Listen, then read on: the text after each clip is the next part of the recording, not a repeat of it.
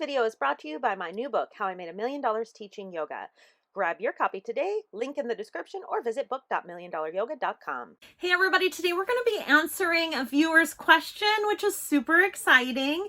And her question was, how much experience should a yoga teacher have before opening their own studio? I'm super excited to answer that. Let's get to it.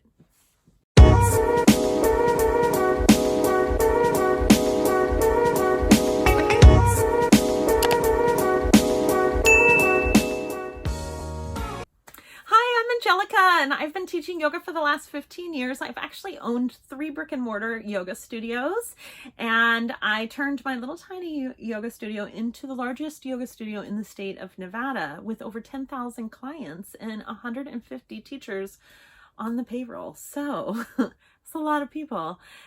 If you haven't yet, please take my masterclass. I would love to work with you in 2021 and dive really deep into your business and help you 10x your income as a yoga teacher, because honestly, the more you make, the more people you can help. The more people you can reach, the more you make. It's all like in the same thing.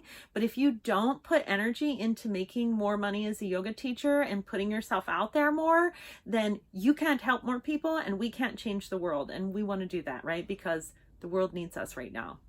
Okay, let's get into it. All right, so Kimberly Schofield submitted this question, and it's, how much experience should a yoga teacher have before opening their own studio? And this is a great question. And you know, I knew right away, if you've read my book, book.milliondollaryoga.com, if you've read my book, you know that I wanted to open a yoga studio like before I even took yoga teacher training. That was my plan. That was what I wanted to do.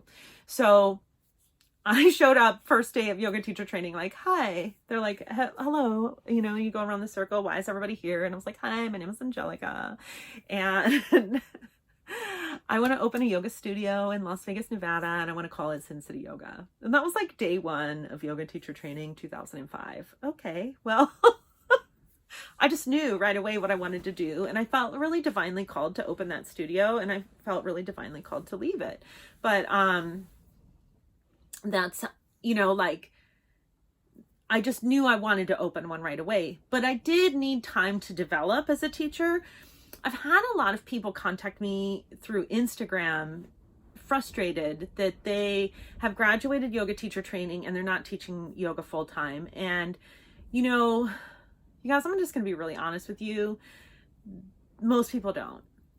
They just don't. And there's 2 reasons for that. One, because it's not a regular job. Like, it doesn't come with benefits. It's also physically demanding. And there's very few opportunities where you can get a job as a yoga teacher. I worked at a school. I taught yoga for kids at a school instead of their PE. They took yoga, and that was a full-time job with benefits and all that, but that's like super rare. I have another friend that did that as well, but I really only know a couple of people who have gotten gigs like that. And I know thousands and thousands of yoga teachers, and I've worked with a lot of yoga teachers, and I've helped yoga teachers. Most people develop their own thing. Like, that's the only way to do it. And you might be successful and you might not. Honestly, in my opinion, right now is an amazing time to get into this because, first of all, more people are open to online than ever before. So if you want to teach online, now is the time to get in there before everybody starts flooding the market and it gets really competitive. I think that now is a great time to get in. Second of all, if you want to open a yoga studio, now is a great time to do it as well. Sadly, many studios, dance, yoga, Zumba, all kinds of things, have gone out of business. But they have those spots have the perfect layout for yoga. So they have a great floor, they have a check-in area, whatever, they have a bathroom, you know, like a big open space. And all you got to do is paint it and put up the curtains the color that you want. So you can get in and you could probably negotiate a good price or even a few months free on your rent because the space is empty. So, you know, that's kind of what happens when we go into a recession, is that then things become open, and that's how we get out of it. You know, it's just a cycle. It's an up and down kind of like 2008, which was also very tough for all of us that were working during that time. And so, within the next 6 to 12 months is going to be a great time to actually open a studio space. So if you want to do either or, like in person, or if you want to do it online, then now is a great time. I mean, if you're in a friendlier state like Texas or Florida to businesses being open, you're going to have a lot more success. It would be hard in states like California and Nevada that have an incredible amount of restrictions to be in live, like have an open business right now, because they're not letting people be open, and you have to be open to make money. So it just depends on where you're at for that. But to decide like whether or not you're ready to open, the main thing that I looked at is that there are multiple revenue streams when you have a yoga studio. So you have your workshops, you have your classes, you have your yoga teacher training, right? And so these are like your three main areas. And you might have a retail area. For most studios, that's going to bring in so little revenue that it's not worth spending your time and focus on. If you're passionate about it, whatever. I just don't feel like spending any of my time on anything that isn't going to push me forward, because I don't have, all the hours in the day, but these are your three main revenue streams: workshops and continuing education, I would say, classes, and yoga teacher training. So you want to be able, as a yoga teacher, to teach all of those things. You want to be able to teach workshops. You want to be able to teach classes. You want to be able to teach a variety of classes. You want to be able to teach yoga teacher training. So if you haven't, and you want to be Yoga Alliance certified, and I don't think Yoga Alliance certification really actually means anything about the quality of your course. It just means that you pay $600 a year to Yoga Alliance. It might be more now, but it doesn't like, that has no effect on whether or not somebody's course is actually a good course or not, because Yoga Alliance doesn't do any follow-up with people. But you still need to be able to be certified as a Yoga Alliance school in order to attract a larger number of clients, because many people are looking for that, because Yoga Alliance has done a good job at marketing that they're some kind of authority. So that takes at least 2 years after your yoga teacher training, and I think it's I want to say 1,000 hours of teaching, but that might be for the 500. I'm not sure. You're gonna have to look on their website and look. I don't know, because it's been a really long time for me, and I've some great over 10,000 hours of teaching experience now, so I don't even think about that. But and they change it, so you have to look it up yourself.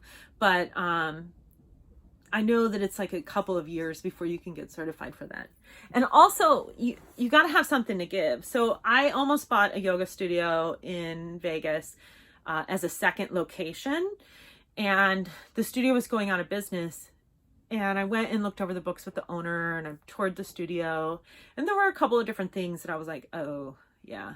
But one of the main reasons why they weren't making it is that the owner couldn't teach classes. She couldn't teach any yoga at all. She just liked doing yoga. She couldn't teach it at all.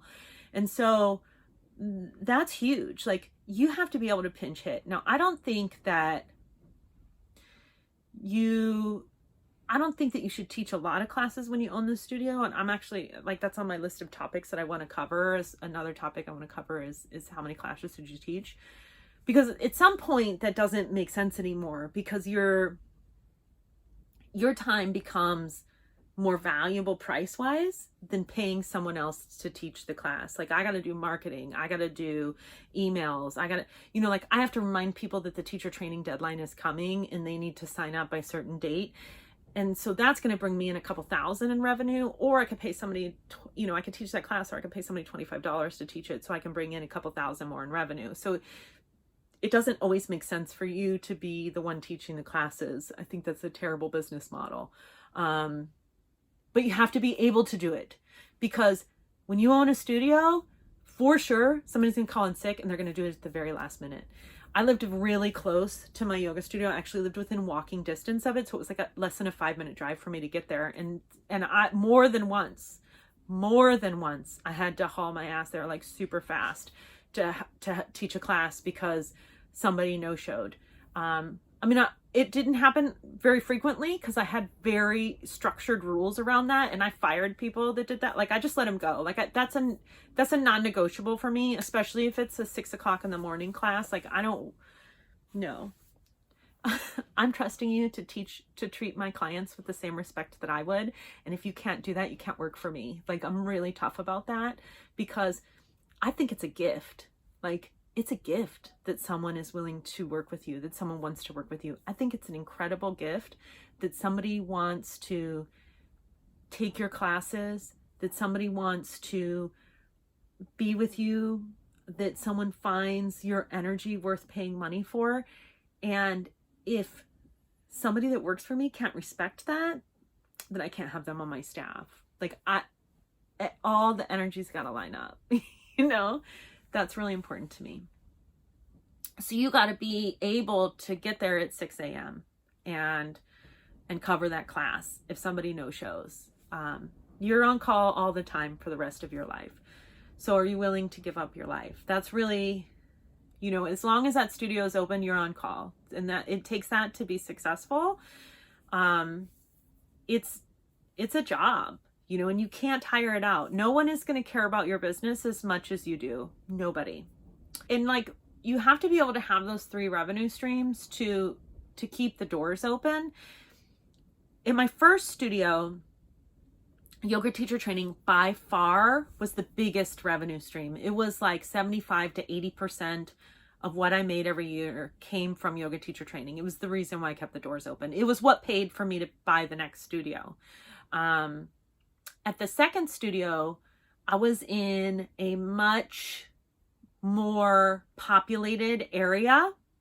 So when I added on the 3rd space next door, it was because my classes had gotten so big.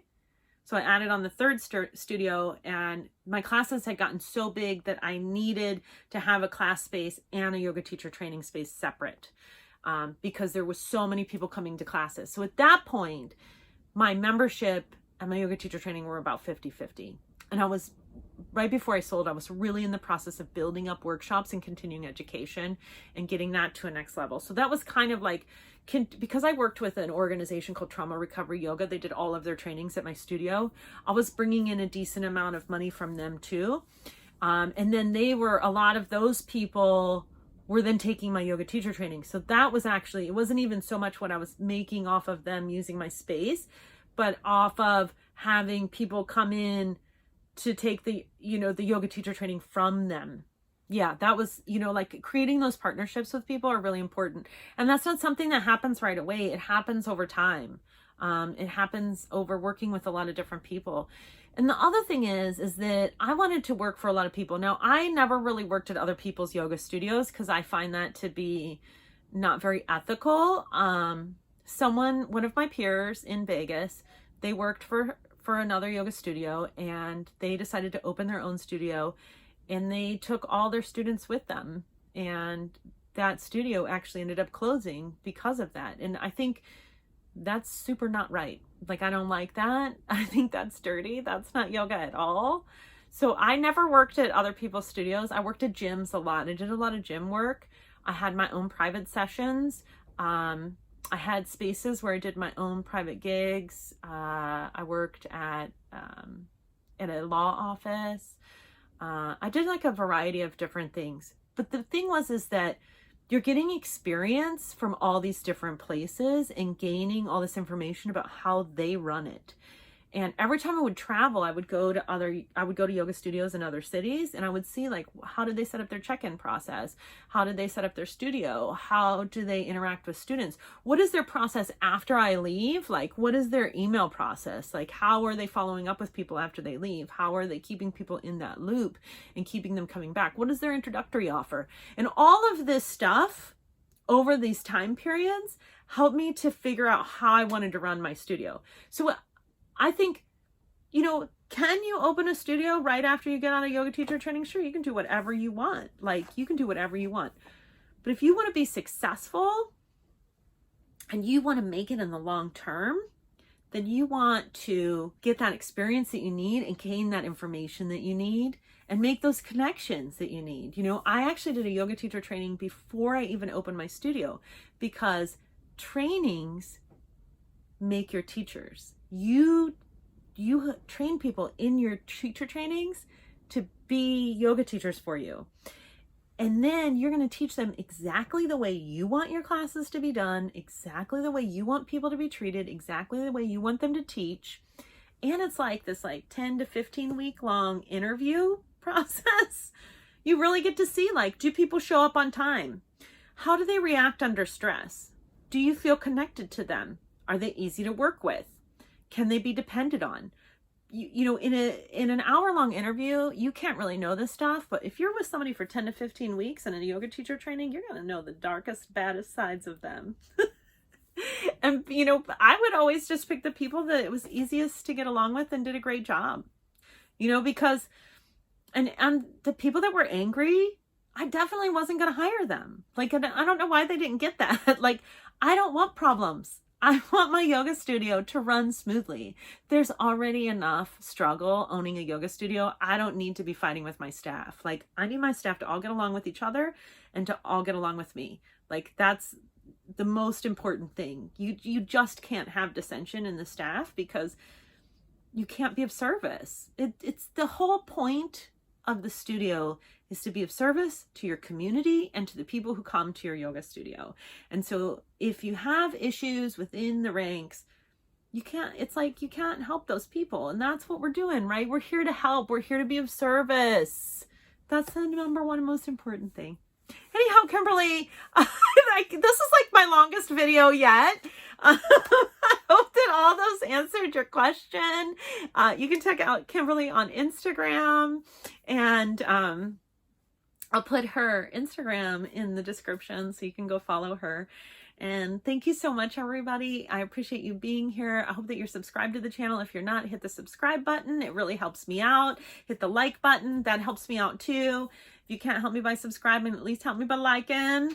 If you want to, I would love to have you in my course. I have a free class, masterclass.milliondollaryoga.com, where you can get 3 tips that will help you 10x your yoga income in 2021 and get a little bit of an insight into the Millionaire Yogi Academy and the things that we do there. I would love to work with you. I would love to help you develop your online yoga teaching, your in-person yoga teaching, whatever. I've helped a lot of people grow their businesses and be very successful. I've made over $1 million myself. Anyhow, have a great day. Thank you again for watching. I'll see you tomorrow for the next video.